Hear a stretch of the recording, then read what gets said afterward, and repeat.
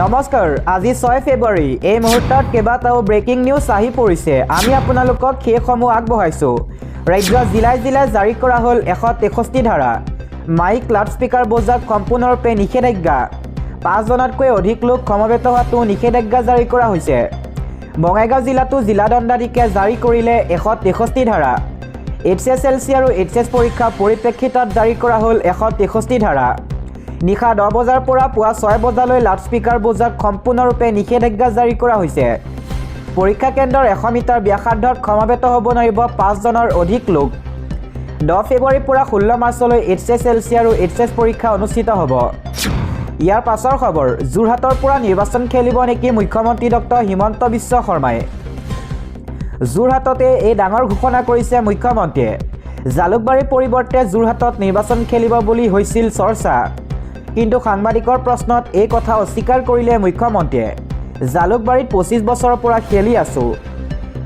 এবাৰ আকৌ 1 লাখ ভোটাৰ ব্যৱধানত জয়ী হ'ম যোৰহাটত খেলিলে আকৌ গাঁৱে গাঁৱে চিনাকি হ'ব লাগিব এইদৰে মন্তব্য কৰে মুখ্যমন্ত্ৰী হিমন্ত বিশ্ব শৰ্মাই মুখ্যমন্ত্ৰী হিমন্ত বিশ্ব শৰ্মাই মন্তব্য কৰি কৈছে জালুকবাৰীত কেৱল শেষৰ দিনা গ'লেই হ'ব সেয়েহে এবাৰ যোৰহাটত খেলাৰ চিন্তা কৰা নাই যোৰহাটতে এই বৃহৎ ঘোষণা কৰিছে ৰাজ্যৰ মুখ্যমন্ত্ৰী ডক্টৰ হিমন্ত বিশ্ব শৰ্মাই ইয়াৰ পাছৰ খবৰ নিৰ্বাচনৰ আগতে অসমত হ'ব SIRক লৈ বৃহৎ ঘোষণা কৰিছে মুখ্যমন্ত্ৰীয়ে অসমত বেছি ভালকৈ কৰা হ'ব SIR অসমত নিখুঁতভাৱে কৰা হ'ব SIR এতিয়া SIR বাবে নিৰ্বাচন আয়োগক অনুৰোধ জনাইছিল NRCৰ বাবে অসমত SR পৰিৱৰ্তে SR হ'ল SR প্ৰক্ৰিয়াক আমি আদৰণি জনাম বুলি মন্তব্য কৰিছে মুখ্যমন্ত্ৰী হিমন্ত বিশ্ব শৰ্মাই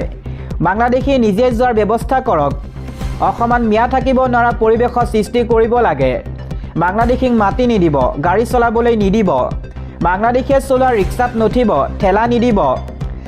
তেতিয়া বাংলাদেশীয়ে নিজে নিজে অসমৰ পৰা যাবগৈ SIRক লৈ মুখ্যমন্ত্ৰী হিমন্ত বিশ্ব শৰ্মাই এনেদৰে বৃহৎ মন্তব্য কৰিছে পৰৱৰ্তী খবৰ গ্ৰেপ্তাৰ হ'ব নেকি সাংসদ গৌৰৱ গগৈ দুটা দিনৰ পাছতে SIT ৰিপৰ্ট ৰাজহুৱা কৰিব মুখ্যমন্ত্ৰী হিমন্ত বিশ্ব শৰ্মাই অহা 8 ফেব্ৰুৱাৰীত ৰাজহুৱা হ'ব গৌৰৱ গগৈ পাকিস্তান লিংকৰ ৰিপৰ্ট SIT ৰিপৰ্ট নিজেই ৰাজহুৱা কৰিব মুখ্যমন্ত্ৰীয়ে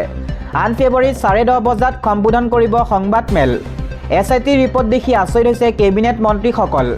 সংবাদমেললৈ আমন্ত্ৰণ কৰা হৈছে দেশৰ সকলো ৰাষ্ট্ৰীয় সংবাদ মাধ্যমক আলী তৌকি শ্বেখ গৌৰৱ গগৈ আৰু এলিজাবেথৰ তথ্য হ'ব ৰাজহুৱা প্ৰাক্তন মুখ্যমন্ত্ৰী তৰুণ গগৈৰ ল'ৰা ইমান তললৈ কেনেকৈ যাব পাৰে SIT ৰিপৰ্ট চাই মূৰে কপালে হাত দিছে কেবিনেট মন্ত্ৰীয়ে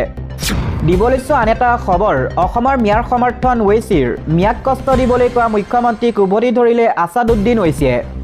অসমৰ মিয়া মুছলমানৰ সমৰ্থনত গৰ্জন আছাদুদ্দিন ৱেচিৰ অসমৰ পৰা কলৈকো নাযায় মিয়াসকল 200 বছৰৰ পূৰ্বে অসমলৈ আহিছিল মিয়া 200 বছৰৰ পূৰ্বে কাম কৰিবলৈ BTC আনিছিল মিয়াসকলক মিয়াক ৰিক্সা ভাড়া কমকৈ দিবলৈ কোৱাক লৈ সৰব আছাদুদ্দিন ৱেচি ভাৰতৰ নাগৰিক হোৱাটো ভুল নেকি মিয়াৰ এবাৰ এই মিমৰ মুৰব্বী আছাদুদ্দিন ৱেচিয়ে মাত মাতিলে মিয়াৰ হৈ আন এটা খবৰ বাংলাদেশী ৰক্ষক আমছু অসমক ইছলামিক ৰাষ্ট্ৰলৈ ৰূপান্তৰ কৰা লক্ষ্য আমছুৰ দৰে সংগঠনে কেতিয়াও অসমৰ বাবে ভাল চিন্তা কৰিব নোৱাৰে আমছুৰ লক্ষ্য উদ্দেশ্য নামনিৰ দৰে উজনিতো মিয়াৰ আগ্ৰাসন চলোৱা অসমক বাংলাদেশৰ লগত চামিল কৰা চেষ্টা আমছু মিয়াৰ প্ৰীতি থকা আমছুক জাতীয় সংগ্ৰামী সেনাই ভয় নকৰে প্ৰয়োজনত আমছুৰ বিৰুদ্ধে লোৱা হ'ব পদক্ষেপ আমছুৰ প্ৰতিটো কামেই অসম বিৰোধী আমছুৰ নেতাসকলক উপৰি পুৰুষ প্ৰব্ৰজনকাৰী আমছুক তীব্ৰ কটাক্ষ কৰি এই মহাবিস্ফোৰণ অৰ্থাৎ বিস্ফোৰক মন্তব্য কৰিছে চিতু বৰুৱাই আন এটা খবৰ আল্লাহৰ নাম লৈ বিস্ফোৰণত মৃত্যু হ'ল অসমৰ 10 গৰাকীকৈ শ্ৰমিকৰ ভয়ংকৰ শব্দত তছনছ হৈছিল 10 জনকৈ শ্ৰমিকৰ দেহ বিস্ফোৰণৰ পাছতে শ্ৰমিকৰ গাত খহি পৰিছিল প্ৰকাণ্ড পাহাৰ খনন চলাই থকা অৱস্থাতে ঘটিছে এই অঘটন মেঘালয়ৰ তাস্কুৰ চুটাংগা এলেকাত এই ঘটনাটো সংঘটিত হৈছে ঘটনাস্থলীলৈ ৰাওনা হৈছে উদ্ধাৰকাৰী দল আৰু ইতিমধ্যেও কয়লা খনিৰ ভিতৰতে আবদ্ধ হৈছে বহু শ্ৰমিক ইয়াৰে এজন শ্ৰমিক কাটিগড়া বিহাৰা গাঁৱৰ বুলি চিনাক্ত কৰা হৈছে মেঘালয় কয়লা খনিত এই ভয়ংকৰ ঘটনাৰ শিহৰণকাৰী দৃশ্য দেখা গ'ল দিবলৈছো আন এটা খবৰ গৌৰৱ গগৈ পৰিয়ালৰ বেংক একাউণ্ট আজিও পাকিস্তানত চলি আছে আক্ৰমণৰ তীব্ৰতা বাঢ়িছে মুখ্যমন্ত্ৰী ডক্টৰ হিমন্ত বিশ্ব শৰ্মাৰ অসমীয়াক ভগনীয়া বুলি গ্ৰন্থ লিখা কোন নেতা গৌৰৱ গগৈ উপদেষ্টা মুখ্যমন্ত্ৰীয়ে খুলিব মুখা গৌৰৱ গগৈৰ লগত থকা মানুহজনে কি লিখিছিল যে অসমত অসমীয়াবিলাকহে বোলে ভগনীয়া, আমিহে বাহিৰৰ পৰা আহিছোঁ আৰু মিয়াবিলাকহে বোলে অৰিজিনেল। এই কিতাপখনৰ লেখা মানুহজন এতিয়া গৌৰৱ গগৈ আটাইতকৈ ডাঙৰ উপদেষ্টা, পদবীত থাকি উপদেষ্টা লুকুৱাও নহয়। গতিকে মই এই গোটেই কথাবোৰ লাহে লাহে ক'ম। অসমৰ বিৰুদ্ধে এটা ডাঙৰ ষড়যন্ত্ৰ ঘাটিত পৰিণত হৈছে ৰাজীৱ ভৱন। তাত অকল এণ্টি আছামিজ কামবিলাকহে চলি আছে, পূৰা অসম বিৰোধী। এইবাৰ কংগ্ৰেছৰ বিৰুদ্ধে আন এক বিস্ফোৰণ মুখ্যমন্ত্ৰী ডক্টৰ হিমন্ত বিশ্ব শৰ্মাৰ। আনহাতে কংগ্ৰেছৰ ৱেবছাইট হেক সন্দৰ্ভত প্ৰতিক্ৰিয়া প্ৰকাশ কৰি মুখ্যমন্ত্ৰীয়ে কয়, কংগ্ৰেছে বুজি পাব লাগে আজিকালি কোনেও ৱেবছাইট নাচায়, আজিকালি এপ চায়। ৱেবছাইটৰ দিন কেতিয়াবাই পাৰ হৈ গ'ল, তেওঁলোকে অসমীয়া মানুহক এতিয়াও পিছ পৰি থকা বুলি ভাবে। এতিয়া ছফ্টৱেৰ নাই, এতিয়া আৰ্টিফিচিয়েল ইণ্টেলিজেঞ্চ আহি গ'ল। আজিৰ দিনত কোনোবাই ৱেবছাইট খোলে নেকি? তেওঁলোকৰ কোনো ন্যূনতম সমসাময়িক জ্ঞানো নাই। যিকেইজন ব্যক্তিয়ে গৌৰৱ গগৈৰ লগত লগ লাগি এই কামবোৰ কৰি আছে, সেইকেইজনো কিমান ডেঞ্জাৰাছ আন তাৰিখৰ পিছত ক'ম। ইফালে গৌৰৱ গগৈ পাকিস্তান লিংক সন্দৰ্ভত পুনৰ এক নতুন তথ্য জনালে মুখ্যমন্ত্ৰীয়ে। 8 ফেব্ৰুৱাৰী তাৰিখে গৌৰৱ গগৈ পাকিস্তান লিংক সন্দৰ্ভত সবিশেষ জনাব বুলি উল্লেখ কৰি সাংবাদিকলৈ এটা নতুন ইংগিত মুখ্যমন্ত্ৰী। আপোনালোকে গৌৰৱ গগৈক সুধিব যে তেওঁৰ পৰিয়ালত পাকিস্তানৰ কেইটা বেংক একাউণ্ট আছে। মই আজি খালী হিণ্টছ দিছোঁ আপোনালোকক। তেওঁৰ পৰিয়ালৰ একাউণ্ট আজিও পাকিস্তানত ৰানিং আছে, মই 8 তাৰিখে কমেই। উল্লেখযোগ্য যে মুখ্যমন্ত্ৰী ডক্টৰ হিমন্ত বিশ্ব শৰ্মাই বৃহস্পতিবাৰে পুৱা জালুকবাৰী বিধানসভা সমষ্টিৰ অন্তৰ্গত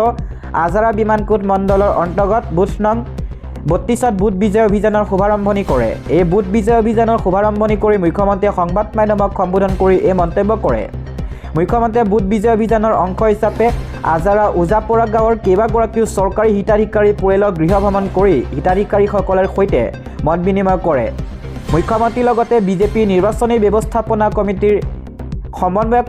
প্ৰধান বড়ো উপস্থিত থাকে। এই কাৰ্যসূচী সন্দৰ্ভত মুখ্যমন্ত্ৰীয়ে সাংবাদিকক সম্বোধন কৰি কয়, আজি অসমৰ প্ৰতিটো বিধানসভা সমষ্টিতে এই কাৰ্যসূচী ৰূপায়ণ কৰা হৈছে।